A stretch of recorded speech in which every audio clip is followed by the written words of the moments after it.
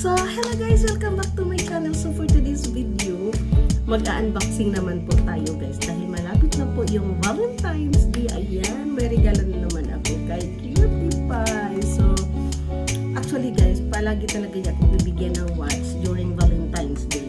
So, bago tayo mag-unboxing, mag-storytelling muna tayo ha. Kasi madali lang naman itong i-unboxing ko guys.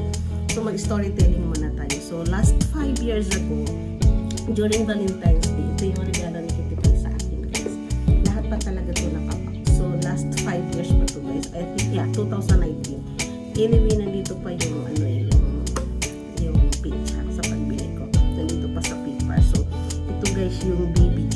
Ito yung first watch na binigay niya sa akin during Valentine's Day. So, naalala ko pa talaga ito binili namin ito sa Abu Dhabi Mall at then doon na nandun kami nag-celebrate ng dinner. Ayan guys.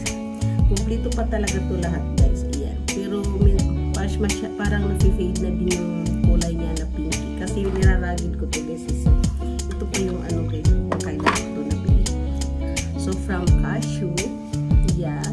So nabili ito February 14, 2019. So this is the warranty guys. So until now guys still working.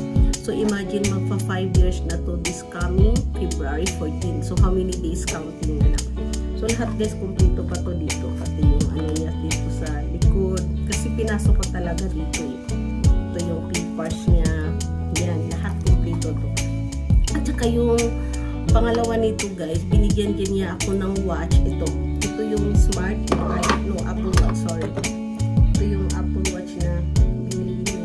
Actually hindi na to yung original na ano niya, bracelet yun. Nandun yung sa yung black talaga ang kulay nito. Kaso nagbili ako ng bracelet nito, mga iba-ibang kulay. Kasi alam niyo naman, mahilig ako sa fashion. So kung anong damit ko, yun din ang i-ano ko dito na bracelet. So matagal na din to guys, more than 3 years. 4 years? Yeah, 4 years? Yeah, 4 years. Kasi ito ang pangalawa niyang regalo sa akin. So yung pangatlo guys is an automatic watch. Ayun.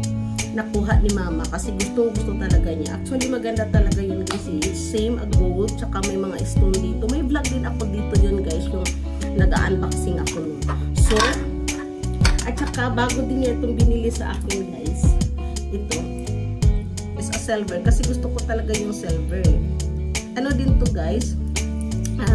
I think it's not an automatic. I forgot ano to, natutulog na kasi si Cutie Pie. So ito yung first ko na I know mayroon pa din pala akong Casio din na silver na ibigay ko din sa anak ko. So yun talaga ang mga regalo niya sa akin during Valentine's Day. It's a watch. So ngayon guys, kasi darating na yung Valentine's Day. Ayan! At saka alam niyo ba guys, hinintay ko talaga ito ng 1 week kasi nga wala silang stock. Actually, gusto sana ni Cutie Pie mag-order ng Tommy Hilfiger kasi 1 day lang siya. Darating na agad yung order namin. Kaso, mas gusto ko tong design na ito. Maganda din naman yung design niya yan, guys. Kaso nga lang, mas gusto ko talaga ito. At saka mas mahal ito, of course. Kaya ito ang piliin ko. Ilibre na nga. Kailangan mas mahal pa doon sa isa, diba? Kaya ito guys, 1 week talaga namin itong hinintay. At alam niyo ba, kung bakit ganito na ito nakarating? Kasi doon to na deliver sa kapatid niya. Nagkamali yata siya ng, actually sabi niya na de-default naman daw niya yung address. Bakit doon pa din daw na deliver sa Amazon sa kapatid niya. Actually last Saturday pa to dumating. Last Saturday night. Kaso nga doon dumating, ayun, ngayon pa na-deliver sa bahay. At ito na talaga ang pitsora. Alam niyo ba yung tumawag siya, nagulat siya bakit may deliver siya na dumating, wala naman daw siyang order. Lalo siyang na-surprise yung dumating, i-watch daw ng babae. Akala daw niya, baka matanggalan yung pera niya doon sa card niya. Kaya nagulat, natakot talaga doon siya. Bukas tumawag si Cutie kasi naka-email na nandun na yung watch. Kasi doon niya na-deliver sa address. Sabi niya, bakit daw doon na-deliver? Palagi naman daw magdi-default siya pag mag-order siya. Ayan, ito na guys. Hindi na tayo masyadong magsasalita. Ito na po. Matagal ko na din talaga itong gusto guys na magkaroon ako ng watch na Michael Kors. At saka ito yung new design niya guys. Imagine guys, galing pa talaga to sa UK kaya 1 week ang processing niya. At saka based sa review, maganda talaga siya. Kaya kinuha ko talaga. As in maganda. O diba? advance gift ko guys sa Valentine's Day. So from my cute cars. Diba? Ang ganda talaga niya guys. Tinatry ko na itong isukat kaso hindi ko pa tinatanggal yung mga plastic.